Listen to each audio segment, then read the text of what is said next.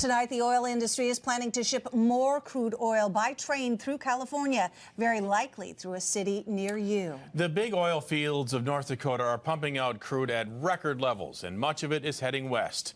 More of it is about to travel into California by train through our neighborhoods, and the risks on the rail are undeniable. America's new oil boom. Welcome to North Dakota, where the earth is gushing oil. But this black gold blessing is quickly becoming a shipping curse. Of course I'm scared. They go right past my house. So it could happen. Absolutely. The number of trains carrying crude oil is rapidly expanding, putting residents like Aaron Enos of Davis at risk. Frankly, it's just the odds. If we're transporting more things by rail, it's just going to happen. About 1 million barrels of oil a day are being extracted from the Bakken fields in North Dakota. Getting it from the oil fields to refineries in California, the nation's third largest refining state, has become a controversial and dangerous dilemma. Oil industry insiders know it. There's no safe way, 100%, to move this stuff. Well, the shippers, rail, marine, they're all look to do it safely, but you're right. Oh, mon Dieu! Oh, my God! July 2013, a train carrying crude oil derailed and exploded in Quebec, Canada, leveling portions of the town of Lac-Mégantic. 47 people were killed. Less than 6 months later, December 2013, an oil train collided with a derailed train near Castleton, North Dakota. I thought our building was on fire. And just last month, a train loaded with crude oil derailed in Lynchburg, Virginia. Some cars burst into flames, others plunged into the James River. Shipping, too, has its dangers. November 2007, a Costco Busan oil tanker rammed the Bay Bridge. 53,000 gallons of bunker fuel spilled into San Francisco Bay. March 1989, the Exxon Valdez struck a reef in Prince William Sound, Alaska. Up to 750,000 barrels of crude oil spilled. It is considered to be one of the most devastating human-caused environmental disasters ever. On land, millions of barrels of crude oil are moved through pipelines and trains. So which is safer? You asked what's safer, moving oil by pipeline or by rail, and it's pipeline. Juan Acosta recently testified at a hearing at the state capitol. Acosta represents Burlington Northern Santa Fe Railroad. Even though pipelines are safer, environmental groups strongly oppose building new pipelines. So America's overflowing oil reserves are now hitting the rails. Railroads have several lines to bring crude oil into California. Many of them converge at refineries in our part of the state, in cities like Richmond and Benicia. In the coming years, officials estimate that 25% of crude coming into California will arrive on trains. The cities and towns that line these train tracks are fighting the trend. Here's why. There's a plan to send even more crude oil through Northern California.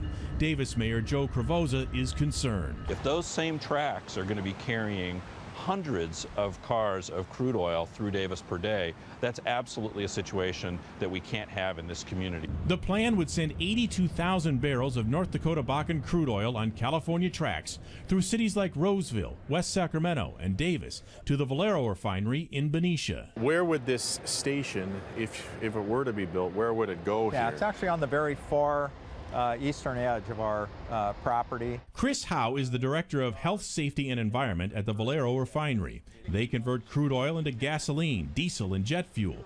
They hope to build a special station where they can offload North Dakota's Bakken crude oil from train cars. Today, about 80% of the crude oil that we process at the refinery comes in by marine tanker. Today, just a little more than 5% of oil comes into California by rail, but that is almost certain to increase dramatically. With a record amount of crude oil being extracted from North Dakota, with a lack of pipelines to ship it, and with the world's appetite for oil products increasing in places like China and India, the oil industry says it is a basic business principle of supply and demand. It's cheaper. From a business standpoint, it makes more sense and it makes you more competitive. Yes, it's extremely competitive business. And it's not just in Benicia. Today, oil is already being offloaded from rail cars onto tanker trucks at McClellan Park near Sacramento. It takes a long time to stop a freight train in motion. At a recent hearing at the state capitol, Lisa Stark testified for Union Pacific Railroad. She says safety is a top priority. I know we're very aggressive on safety, so it may not make a huge difference here in California because we already have a very aggressive program here. But at that same hearing, emergency responders from a host of state agencies were concerned about their ability to respond to a catastrophe. But what we did learn is that there is really no preparedness. State Senator Jerry Hill says not only are local emergency crews not prepared, but he says only the railroads are willing to pay to train local firefighters.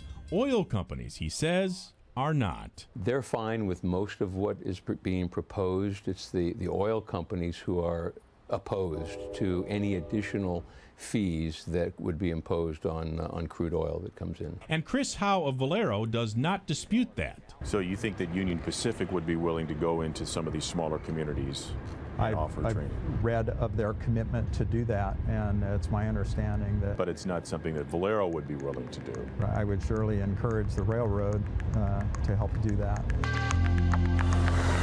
And Aaron Enos, who lives along the tracks in Davis, believes that more trains filled with explosive crude oil will be rolling by his home in the near future. They're going to get their way. I mean, I could talk, and it's not going to make any difference, I don't believe. Just last week, federal transportation regulators issued an emergency warning. It requires railroads to notify state officials of any large shipments of crude oil. And just this past Saturday, 6 train cars carrying crude oil derailed 45 miles north of Denver and leaked crude oil into a ditch.